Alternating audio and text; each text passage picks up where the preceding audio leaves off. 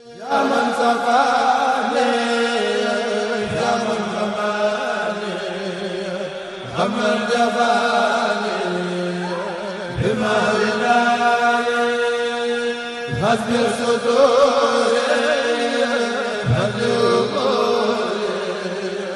غزل غيوري بلا جزاي يا من أجاب من استجاب هب لي إجابة في ذلنا يا من سقاني يا من رماني غمر جفاني بما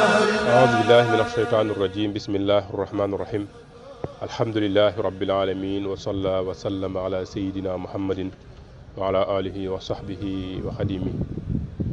asalaamaaleykum mbokki jullit yi ñu ngi dellusiwaat ak yéen ci seen mbindu mu ànd ak njàngale tey ñu ngi si njàngaleem yonent bi sallallahu alayhi wa sallam muy wax ni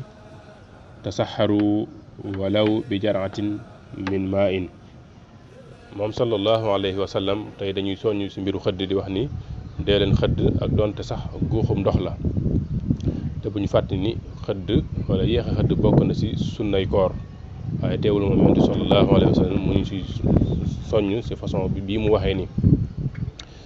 te xëdd sax wax na si yeneen xadis ni am na barke bu si ne di wax daan ni dee leen xëdd ndax suñu borom def na si xëdd barke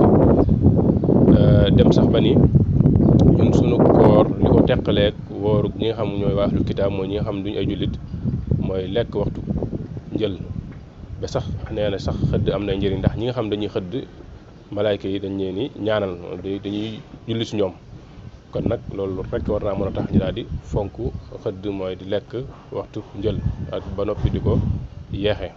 kon yàlla nañu yàlla may dégg ak topp wasalaamaaleykum wa rahmatullahi wa barakaatu. يا من سقاني يا من رماني غمر جفاني